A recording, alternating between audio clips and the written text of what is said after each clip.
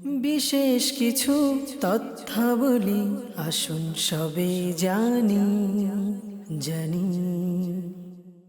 আলহামদুলিল্লাহি রাব্বিল আলামিন ওয়াসসালাতু ওয়াসসালামু আলা সাইয়্যিদিল মুরসালিন আম্মা বা'দ ফাআউযু বিল্লাহি মিনাশ শাইতানির রাজিম বিসমিল্লাহির রহমানির রহিম আসসালাতু ওয়াসসালামু আলাইকা ইয়া রাসূলুল্লাহ ওয়া আলা আলিকা ওয়া আসহাবিকা ইয়া হাবিবাল্লাহ আসসালাতু ওয়াসসালামু আলাইকা ইয়া নবিয়াল্লাহ ওয়া আলা আলিকা ওয়া আসহাবিকা ইয়া নূরাল্লাহ।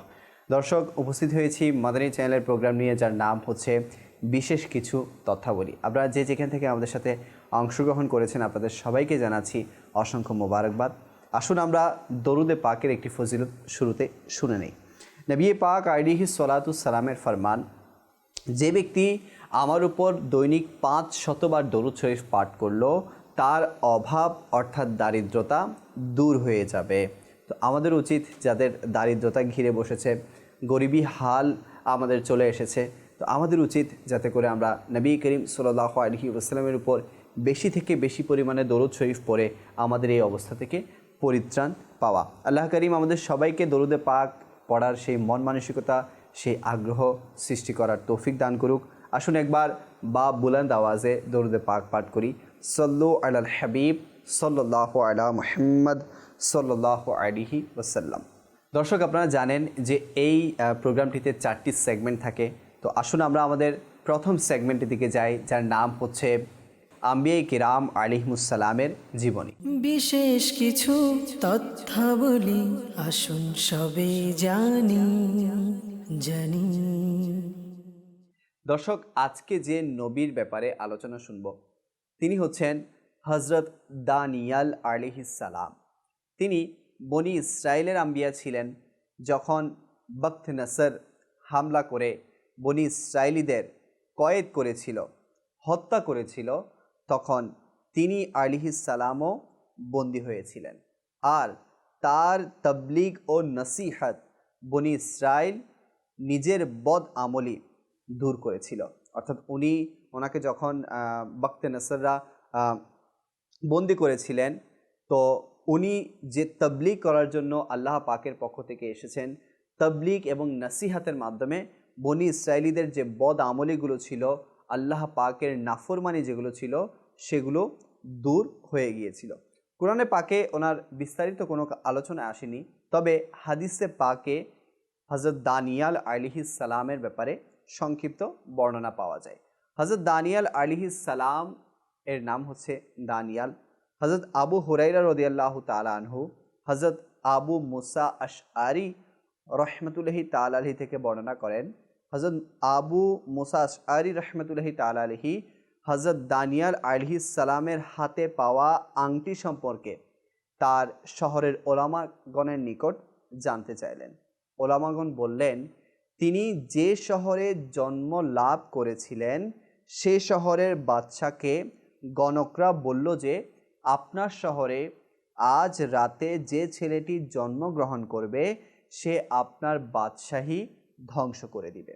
বাদশাহ শুনে শপথ করলেন যে আজ রাতে যে ছেলে জন্মগ্রহণ করবে তাকে হত্যা করা হবে। সে রাতে জন্মগ্রহণ করলেন হজরত দানিয়াল আলাইহিস সালাম। তাকে তুলে নিয়ে বাঘ সিংহের বস্তি স্থানে নিক্ষেপ করা হলো। রাতের বেলায় সিংহ এসে সেই নবজাতক শিশুকে দেখে জিহ্বা দিয়ে চাটতে লাগলো। সিংহী এসে শিশুটিকে দুধ পান করাতে লাগলো। তার মা এসে দেখলেন যে সিংহ শিশুকে জিহ্বা দিয়ে চেটে চেটে আদর করতে লাগলো। এভাবে আল্লাহ তাআলা হজরত দানিয়াল আলাইহিস সালামকে রক্ষা করেছেন এবং তিনি সেই মর্যাদায় পৌঁছেছেন যা তার ভাগ্যে ছিল। হজরত আবু মুসা আশআরি রহমতুল্লাহি তাআলা আলাইহি বলেন, ওই শহরের ওলামাগণ বললেন যে হজরত দানিয়াল আলাইহিস সালাম নিজের ছবি এবং তার শরীর লেহনকারী সিংহদয়ের ছবি অঙ্কন করে তিনি নিজের ব্যবহৃত আংটিতে নকশা করে রেখে দিয়েছিলেন, যাতে ওই সময় তিনি আল্লাহর যে নিয়ামত ও দয়াপ্রাপ্ত হয়েছিলেন সেটা ভুলে না যায়।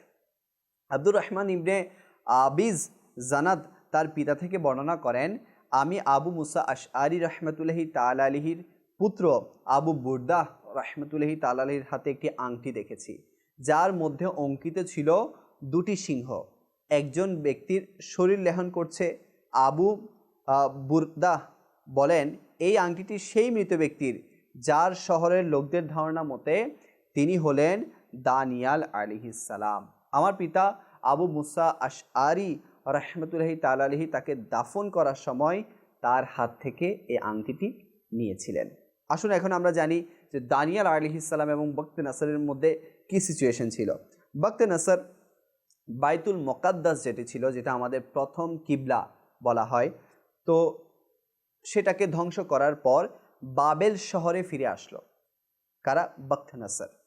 কিছুদিন পর সে এক বিস্ময়কর স্বপ্ন দেখল, কিন্তু কি দেখলো তা ভুলে গেল। তখন সে হযরত দানিয়াল আলাইহিস সালাম, হান্নিয়া, আজরায়া এবং মিশাইলকে ডেকে বলল, আমার সেই স্বপ্ন সম্পর্কে বলো যা আমি দেখে ভুলে গিয়েছি। তোমরা আমাকে ওই স্বপ্ন সম্পর্কে যদি বলতে না পারো তবে আমি তোমাদের গর্দান কেটে ফেলব। তখন দানিয়াল আলাইহিস সালাম ছিলেন অল্প বয়স্ক। তিনি একটু সরে এসে আল্লাহ তাআলার দরবারে দোয়া করলেন যাতে আল্লাহ তাআলা তাকে সেই স্বপ্ন সম্পর্কে অবহিত করেন। যেহেতু নবী ছিলেন, তো নবীদের দোয়া তো আল্লাহ তাআলা ফেরত দেন না। আল্লাহ তাআলা তাকে স্বপ্ন সম্পর্কে অবহিত করলেন। তিনি গিয়ে বললেন, হে বাদশাহ, আপনি একটি আকৃতি দেখেছেন যার পায়ের গোড়ালি ছিল মাটির, হাঁটু ও রান ছিল তামার, পেট ছিল রৌপ্যের, বক্ষ ছিল স্বর্ণের, আর গর্দান ও মাথা ছিল লোহার। বাদশাহ বললেন, হ্যাঁ, তোমার কথা সত্য। যখন আপনি এই স্বপ্ন দেখেছিলেন তখন ঘাবড়িয়ে গিয়েছিলেন। অতঃপর আল্লাহ তাআলা আসমান থেকে একটি পাথর নিক্ষেপ করেন, ফলে ওই আকৃতিটি ভেঙে চুরমার হয়ে গেল। এই স্বপ্নটি আপনি ভুলে গিয়েছেন। বখতে নাসর বলল, তুমি ঠিক বলেছ। সে জিজ্ঞাসা করল, এই স্বপ্নের ব্যাখ্যা কি?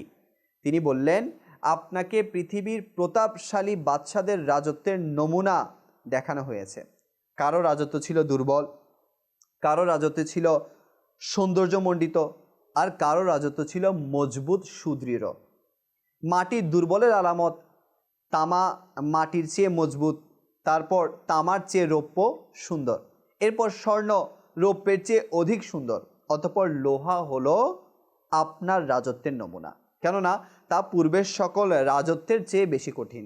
যে পাথরটি আল্লাহ তাআলা উপর থেকে নিক্ষেপ করেছেন, যার ফলে ওই আকৃতিটি টুকরো টুকরো হয়ে পড়েছিল, তা ছিল আল্লাহ তাআলার কুদরতি শক্তি, যা সকল রাজা ও রাজত্বকে ধ্বংস করে দেবেন। কেবল স্থায়ী থাকবে আল্লাহ তাআলার রাজত্ব ও হুকুম। যখন দানিয়াল আলাইহিস সালাম বখতে নাসরের স্বপ্নের সঠিক বর্ণনা ও ব্যাখ্যা দিলেন, তখন থেকে বখতে নাসর তাকে নিজের কাছে রাখতেন, তার সাথে গুরুত্বপূর্ণ বিষয়ে পরামর্শ করতেন।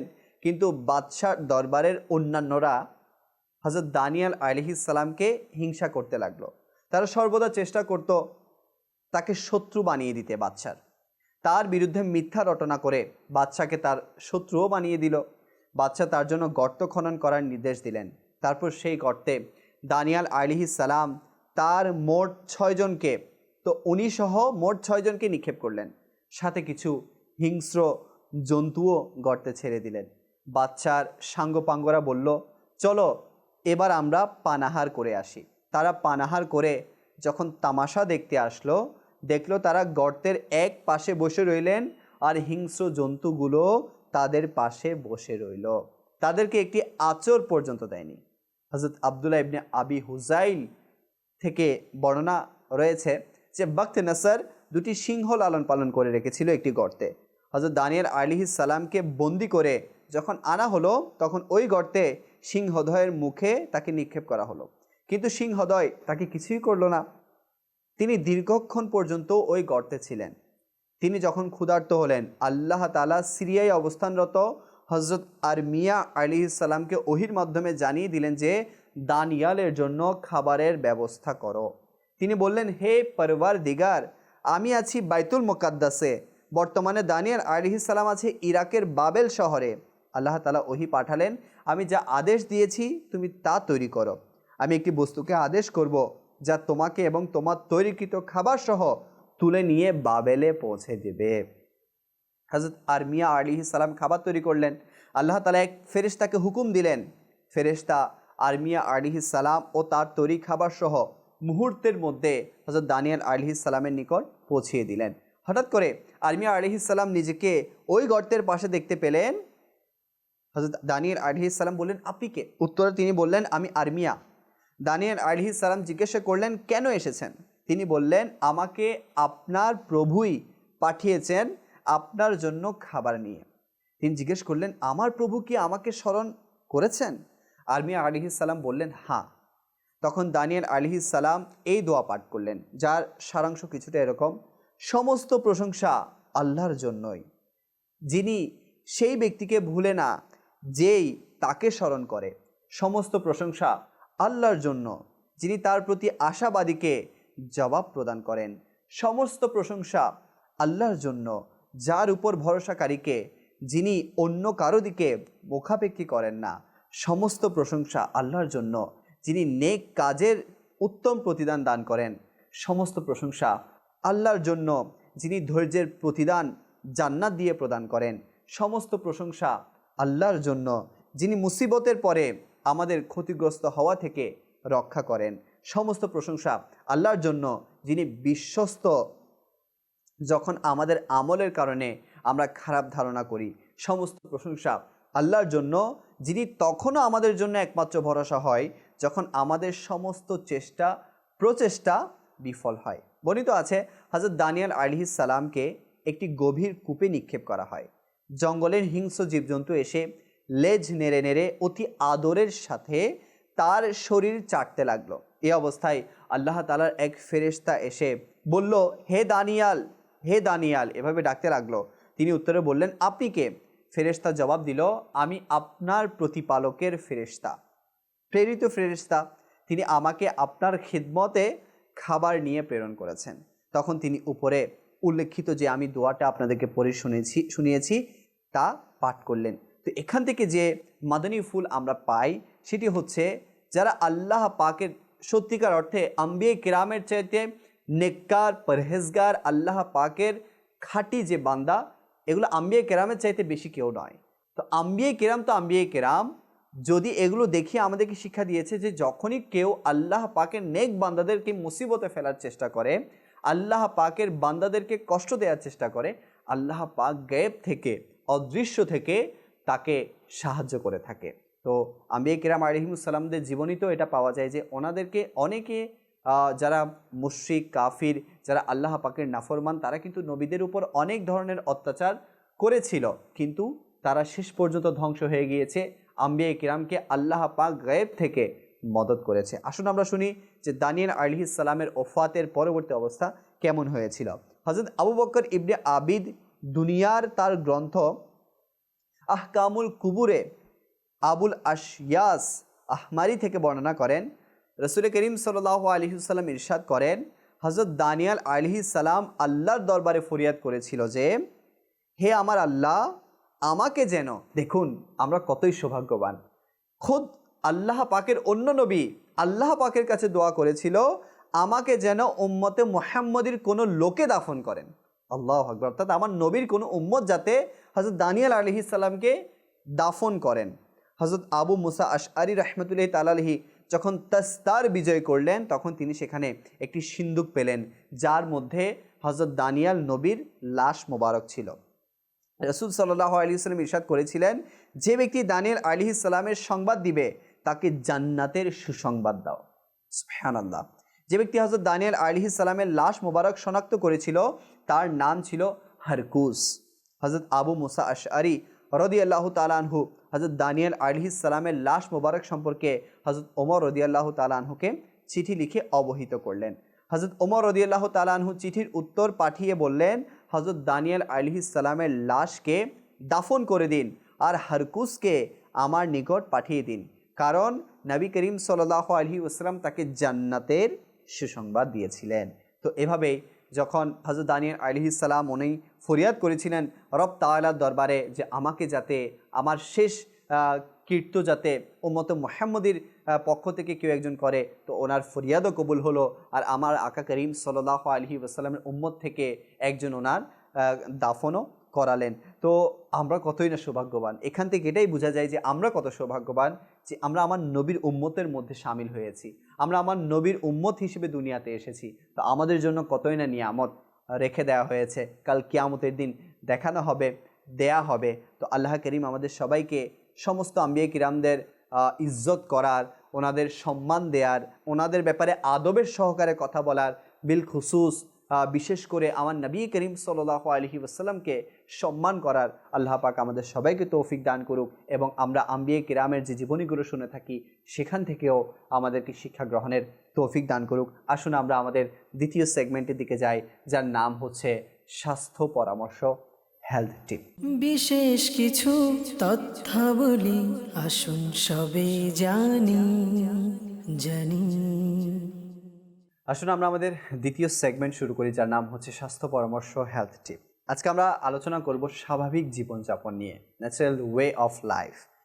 এ ব্যাপারে নিগরানি সুরা বলেন যে ইট মিনস ব্যালেন্স, কমও না বেশিও না, অর্থাৎ বেশি উচ্চাভিলাষীও না, বা একেবারে মানে অনেক কিছু ছেড়ে দেওয়া, একেবারে নিজের প্রয়োজনীয় চাহিদা পর্যন্ত ছেড়ে দেওয়া, এটাকে স্বাভাবিক জীবনযাপন বলা হয় না, ন্যাচারাল ওয়ে অফ লাইফ বলা হয় না। কেউ যদি মনে করেন যে স্বাভাবিক জীবনযাপন মানেই হচ্ছে যে গ্রামে গঞ্জে চলে যাওয়া বা সেখানে থাকা, এরপর ক্ষেত খামার বলেন বা বাজার বলেন, জবের রুটি খাওয়া বলেন, দেখুন এটা কিন্তু এক প্রকারের গ্রামীণ লাইফ যেটাকে বলে, কিন্তু ন্যাচারাল ওয়ে অফ লাইফ এটাকে বলা হয় না।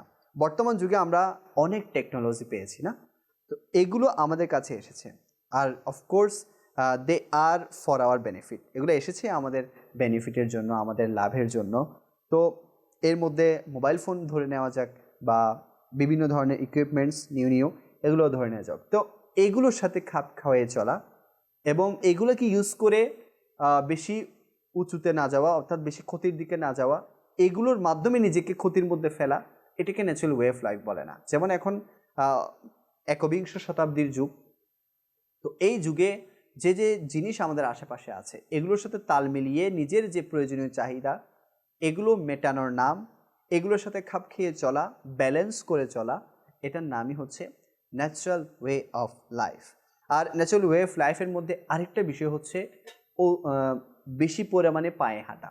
জি হ্যাঁ, আজ আমরা টেকনোলজির যুগ, আমাদের কাছে হাতের পাশেই বা হাতের নাগালেই আমাদের যানবাহনের ব্যবস্থা হয়ে গিয়েছে, কিন্তু আপনারা দেখবেন বা আমরা শুনেছি যে আগেকার যে যুগ ছিল, আগেকার যে সময় ছিল, তখন মানুষ পায়ে হাঁটাকে বেশি পছন্দ করতো, কেননা ভেহিকেল ছিল না, যানবাহন ছিল না, এবং তারা এই পায়ে হাঁটাকে বেশি পছন্দ করতো, প্রেফার করতো, আর মাইলের পর মাইল হেঁটে যেত শুধুমাত্র যাবতীয় জিনিস আনার জন্য, বা কোনো একটা বাজারে যাওয়ার জন্য, বা তাদের প্রয়োজনীয় যে জিনিসগুলো আছে সেগুলো আনার জন্য। কিন্তু আজকে আমরা হাতের নাগালে যানবাহন হওয়ার কারণেই আমার ঘর থেকে 5 মিনিটের পথের একটি বাজারে যাওয়ার জন্য আমি ভেহিকেল ইউজ করি। তো বলা হচ্ছে যে পায়ে হাঁটা এটাও কিন্তু স্বাভাবিক জীবনযাপনের একটা অংশ। আমাদের উচিত সপ্তাহে 5 দিন করে হাঁটা এবং এক্সারসাইজ করা, এর জন্য সময়ও নির্ধারণ করে নেওয়া উচিত, সঙ্গীও নির্ধারণ করে নেওয়া উচিত। বলা হচ্ছে এই এক্সারসাইজ এবং পায়ে হাঁটা এগুলো অনেক রোগের চিকিৎসা। জি হ্যাঁ, আমরা যদি রোগের চিকিৎসা করতে চাই, পায়ে হাঁটা শুরু করে দিই, তাহলে ইনশাআল্লাহ আমরা অনেকগুলো রোগ থেকে শিফা পেয়ে যাব। বলা হচ্ছে যে আমরা যে একেবারে নিকটে কিছু কোনোখানে যাওয়ার জন্য যে ভেহিকেল ইউজ করি, বলা হচ্ছে ভেহিকেল স্টার্ট দেওয়ার সময়ও সামান্য পরিমাণ যে ধোঁয়াটুকু সেখান থেকে বের হচ্ছে সেগুলোও কিন্তু আমাদের পরিবেশের জন্য মারাত্মক ক্ষতিকর। তো এজন্য আমরা যেখানে আমাদের সম্ভব হবে পায়ে হেঁটে যাওয়া বা আশেপাশের যে জায়গাগুলোতে, আমরা সেখানে যাতে ভেহিকেল ইউজ না করি, যানবাহন ইউজ না করি। দর্শক, সত্যিকার অর্থে ব্যালেন্স লাইফ বা ন্যাচারাল ওয়ে অফ লাইফের মানে কি? বলা হচ্ছে যেমন মোবাইল ফোন এখন এসেছে, এটার থেকে আমরা ফায়দা নিব, এটা থেকে আমরা উপকার নিব, কিন্তু মোবাইল আসার কারণে আমাদের কি হয়েছে, কি দেখা যাচ্ছে যে আমরা অ্যালোন হয়ে গেছি, আমরা একাকিত্ব বোধ করি, আমরা একাকী হয়ে গিয়েছি, আমরা একঘরোয়া হয়ে গিয়েছি।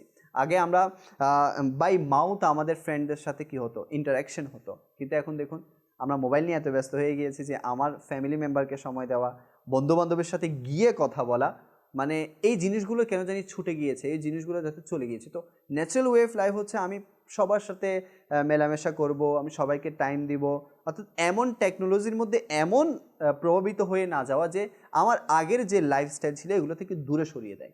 তো ন্যাচারাল ওয়ে অফ লাইফ এটাকে বলে না।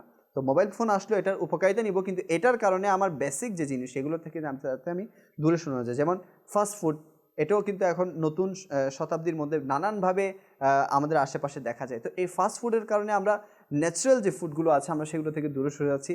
তাই আমাদের বিভিন্ন ধরনের অসুস্থতা দেখা দিচ্ছে, হার্ট অ্যাটাকের মতো, কিডনি ড্যামেজ হওয়ার মতো, এরপর ডায়াবেটিসের মতো, গ্যাস্ট্রিকের মতো, আলসারের মতো অনেক ধরনের রোগ আমাদের কাছে এখন এসেছে আমরা ন্যাচারাল ওয়ে অফ লাইফ ধারণ না করার কারণে।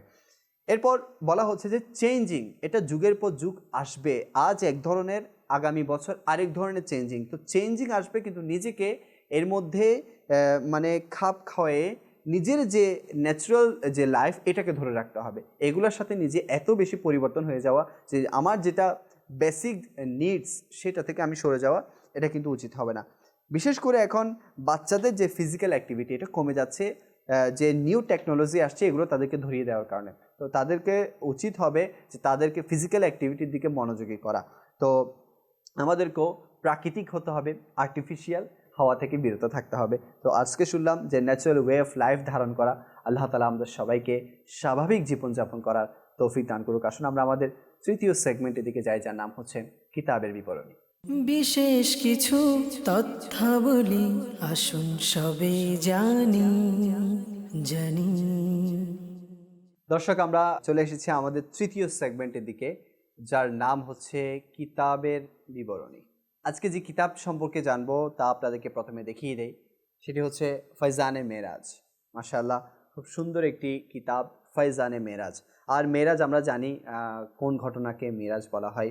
আমার নবী করিম আলাইহিস সালাতু সালাম আল্লাহ পাকের সাথে দিদারের যে দিনটি ছিল, যে সময়টি ছিল, যে ক্ষণটি ছিল, আমরা মেরাজ হিসেবে তাকে চিনে থাকি, জেনে থাকি, এবং 27শে রজব আমরা এই মেরাজ উদযাপন করে থাকি। তো এই কিতাবটি উপস্থাপনা করেছে আল মদিনাতুল ইলমিয়া বিভাগ এবং প্রকাশ করেছে আমাদের মাকতাবতুল মদিনা ডিপার্টমেন্ট।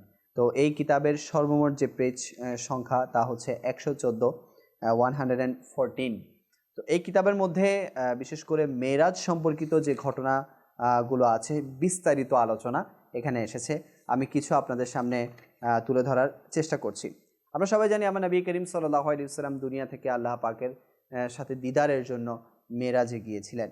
তো যখন গিয়েছিলেন তখনের কিছু ঘটনা আমি আপনাদের সামনে পেশ করব। যেমন এখানে একটি ঘটনা এভাবে এসেছে যে রাসূল করিম সাল্লাল্লাহু আলাইহি ওয়াসাল্লামের মহান মর্যাদা প্রকাশ করার জন্য বাইতুল মুকাদ্দাসে সকল আম্বিয়া কিরামগণকে আলাইহিমুসসালাম একত্রিত করা হয়েছিল। যখন নবী করিম সাল্লাল্লাহু আলাইহি ওয়াসাল্লাম সেখানে তাশরিফ আনলেন, তখন তারা সকলে আমার প্রিয় নবী রাসূল আরবি হুজুর পুন্নুর সাল্লাল্লাহু আলাইহি ওয়াসাল্লামকে দেখে স্বাগতম জানালেন এবং নামাজের সময় সকলে হুজুর নবী করিম সাল্লাল্লাহু আলাইহি ওয়াসাল্লামকে ইমামতির জন্য এগিয়ে দিলেন। দেখুন, সাইয়্যিদুল আম্বিয়া। অতঃপর হযরত জিবরাইল আলাইহিস সালাম হস্ত মুবারক ধরে সামনে এগিয়ে নিলেন আর রাসূল পাক সাল্লাল্লাহু আলাইহি ওয়াসাল্লাম সকল আম্বিয়া কিরামগণের আলাইহিমুসসালাম ইমামতি করলেন। হযরত সাইয়্যিদুনা আল্লামা বুসরি রাহমাতুল্লাহি তাআলা আলাইহি বলেন, যার বাংলা অনুবাদ কিছুটা এরকম: বাইতুল মুকাদ্দাসে সকল আম্বিয়া ও রসুলগণ আলাইহিমুসসালাম রসুল পাক সাল্লাল্লাহু আলাইহি ওয়াসাল্লামকে অগ্রগামী করেছেন, যেমনিভাবে মখদুম আপন খাদিমগণের আগে থাকে। সুবহানাল্লাহ, কতই না উত্তম নামাজ ছিল তা। সকল আম্বিয়া ও রসুলগণ আলাইহিমুসসালাম মুক্তাদি ইমামুল আম্বিয়া সাল্লাল্লাহু আলাইহি ওয়াসাল্লাম হলেন ইমাম, আর প্রথম কিবলা হলো নামাজের স্থান। নিশ্চয়ই জগতে এরূপ নামাজ কখনো হয়নি, আসমানও এরূপ দৃশ্য কখনো দেখেনি। বস্তুত আজ মেরাজ রজনীর দুলহা প্রিয় নবী সাল্লাল্লাহু আলাইহি ওয়াসাল্লামের প্রথম ও শেষ হওয়ার জটিলতারাও নিরসন হলো এবং রহস্যও উন্মোচিত হলো, অর্থাৎ প্রকাশ্যে দিবালোকের ন্যায় স্পষ্ট হয়ে গেল। কেননা আজ রাসূল করিম সাল্লাল্লাহু আলাইহি ওয়াসাল্লাম, যিনি সর্বশেষ রসুল, পূর্ববর্তী আম্বিয়া ও রসুলগণের ইমামতি করেছেন। তো নবী করিম আলাইহিস সালাম যে আউয়াল ও আখির, এটা দ্বারা প্রমাণ হয়ে গেল। তো ওই সময় এই ঘটনাটিও সামনে দৃষ্টিগোচর হলো যে নবী করিম সাল্লাল্লাহু আলাইহি ওয়াসাল্লামকে সবাই নামাজের জন্য সামনের দিকে বাড়িয়ে দিয়েছিলেন। তো এই কিতাবের মধ্যে আরেকটি যে রেওয়ায়াত এসেছে সেটি হচ্ছে মেরাজ, এই কিতাবের 62 নম্বর পেজে, মেরাজ শরীফ জাগ্রত অবস্থায় শরীর ও রূহ সহকারে একবার হয়েছে। হ্যাঁ, রুহানিভাবে অনেকবার হয়েছে, কিন্তু সশরীরে একবার হয়েছে। হযরত সাইয়্যিদুনা আল্লামা আহমদ বিন মুহাম্মদ কাস্তালানী রহমতুল্লাহি তাআলা আলাইহি উদ্ধৃত করেন, কতিপয় আরেফিনের রহিমাহুল্লাহুস সালাম এর মতে নবী করিম সাল্লাল্লাহু আলাইহি ওয়াসাল্লামের 34 বার 34 টাইমস মেরাজ হয়েছে। তন্মধ্যে একবার সশরীরে আর অবশিষ্টগুলো রুহানিভাবে স্বপ্ন আকারে হয়েছে। তো এই কিতাবের 65 নম্বর পেজে যে একটি বর্ণনা এসেছে সেটি হচ্ছে, মেরাজের রজনীতে প্রিয় নবী রাসূল আরবি সাল্লাল্লাহু আলাইহি ওয়াসাল্লাম আল্লাহ পাকের দিদারও করেছেন, যা পূর্বে বর্ণনা করা হয়েছে।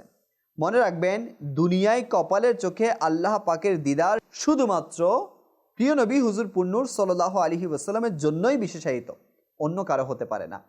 দুনিয়ায় এই চোখ দিয়ে, কপালের চোখ দিয়ে, যেমনটি শেখে তরিকত আমির আহলে সুন্নত হযরত আল্লামা আবু বিলাল মুহাম্মদ ইলিয়াস আত্তার কাদিরি दामद बरकातुहुमुल कुद्सिया তার জগৎ বিখ্যাত কিতাব কুফরিয়া কালিমাত কে বারে মে সওয়াল জবাব এতে বলেন, দুনিয়ায় জাগ্রত চোখে আল্লাহ পাকের দিদার শুধুমাত্র রসুল পাক সাল্লাল্লাহু আলাইহি ওয়াসাল্লামেরই বৈশিষ্ট্য।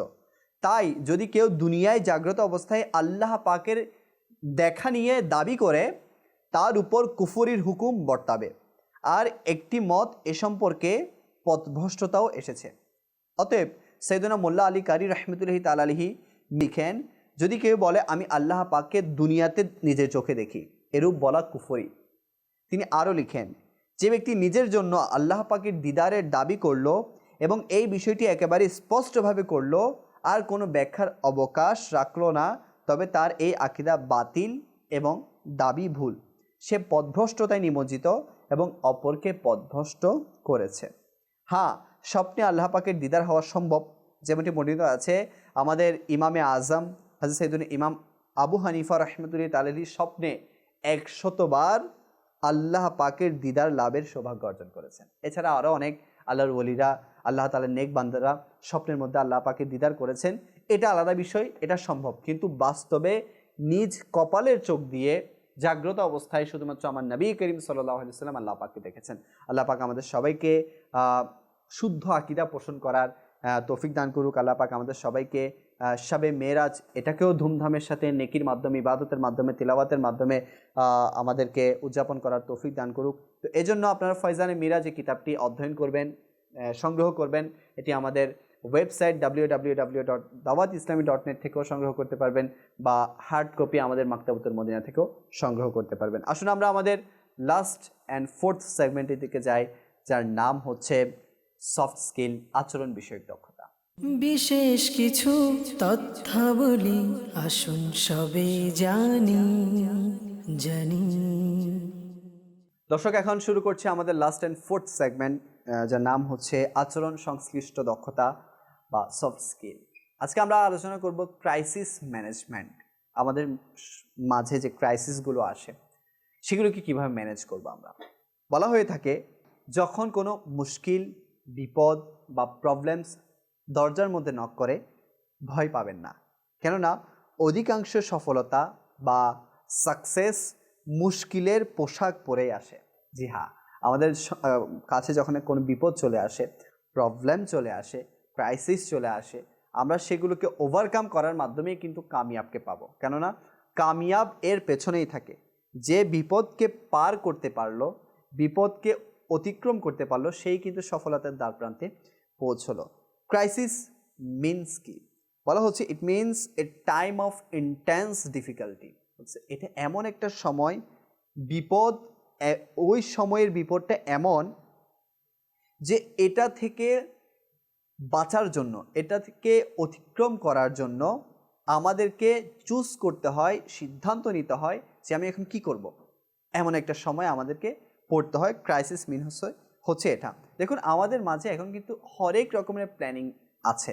Plan A, B, C, D, এরকম করে জেড পর্যন্ত কিন্তু আমরা প্ল্যানিং দেখতে পাই, কিন্তু আমরা একটা প্ল্যানিংয়ের দিকে দেখে থাকি, চেয়ে থাকি, যার কারণে আমরা বাকি প্ল্যানগুলোকে দৃষ্টিগোচর করি না বা দৃষ্টি দেই না, যার ফলে আমরা ক্রাইসিস থেকে উঠে আসতে পারি না। তো আমাদের উচিত বিভিন্ন রকমের যে প্ল্যানগুলো আমাদের কাছে মজুদ আছে, আমরা একটাতে ফেল হলে আরেকটা করব, আরেকটাতে ফেল হলে অন্য একটা প্ল্যানিং বাস্তবায়ন করব। আমাদের মাঝে বিভিন্ন ধরনের ক্রাইসিস এসে থাকে, যেমন ফাইন্যান্সিয়াল ক্রাইসিস। আমরা অনেক সময় দেখা যায় আজকে টাকা আছে তো কয়েক মাস পরে টাকার সমস্যা, বা আজকে একটা জিনিস আমরা মেটাতে পারছি, বাকি 2-3 মাস পর দেখা যায় আমাদের অনেকগুলো খরচের রাস্তা খুলে যায়। তো এক্ষেত্রে আমার বেসিক যে স্যালারি সেটা তো সেম থাকে, যার দরুন আমাদের ফাইন্যান্সিয়াল ক্রাইসিসের মধ্যে পড়ে যেতে হয়।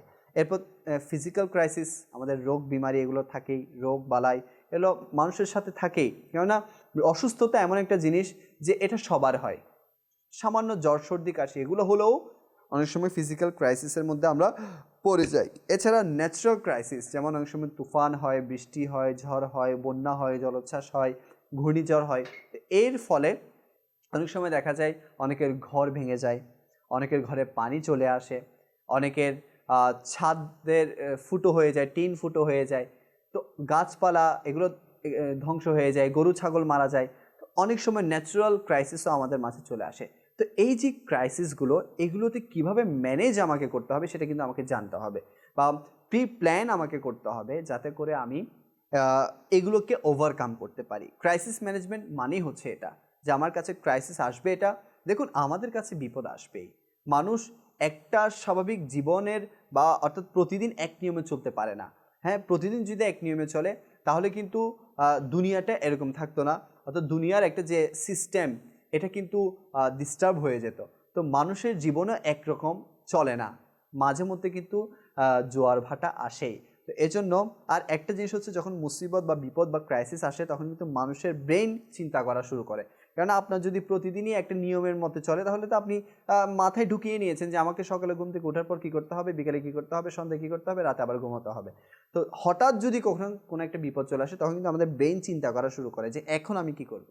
তো ক্রাইসিস এটা আসাও তেমন খারাপ জিনিস নয়, এটাকে ওভারকাম করাই হচ্ছে আপনার সফলতা। যে ভেঙে পড়লো তাকে মানুষ আরও বেশি কি লুটে নিল। তো আমি যে বিপদগ্রস্ত আছি, ক্রাইসিসের মধ্যে আছি, বুঝতে দেওয়া যাবে না। এতে করে কিন্তু মানুষ আমাকে আরও কি আমার থেকে কি নিবে, ফায়দা নিবে। তো আমি যতই ক্রাইসিসের মধ্যে থাকি না কেন, মানুষকে না বুঝিয়ে মানুষের সামনে স্বাভাবিক মেলামেশা করব, মুচকি হাসবো, যাতে করে তারা কেউ বুঝতে না পারে। এরপর বলা হচ্ছে যে কখনো যদি কোনো মুসিবত চলে আসে, ক্রাইসিস চলে আসে, যারা অভিজ্ঞ, যারা ভালো পরামর্শদাতা তাদের সাথে কনসাল্ট করা। কেন কনসালটেশনের মাধ্যমে কিন্তু কোনো একটা ভালো পরামর্শ উঠে আসে, বা আমাকে ভালো পরামর্শ দেয় যেটা আমার আকলে আসে না। তো এই জন্য পরামর্শ করে নেওয়া উচিত, যেটা ভালো পরামর্শ সেটা গ্রহণ করা উচিত। এতে করে আপনার ক্রাইসিসগুলো ওভারকাম হয়ে যাবে। আল্লাহ তাআলা আমাদের সবাইকে সমস্ত বিপদ আপদ থেকে হেফাজত করুক। আজকে আমরা অনুষ্ঠান দেখলাম, বিশেষ কিছু তথ্যাবলী, আপনাদের সুস্থতা কামনা করে আজকে এখানেই শেষ করছি। আগামী এপিসোড দেখার দাওয়াত দিয়ে এখানেই বিদায় নিচ্ছি। সাল্লু আলাল হাবিব সাল্লাল্লাহু আলা মুহাম্মদ। বিশেষ কিছু তথ্যাবলী আসুন সবে জানি।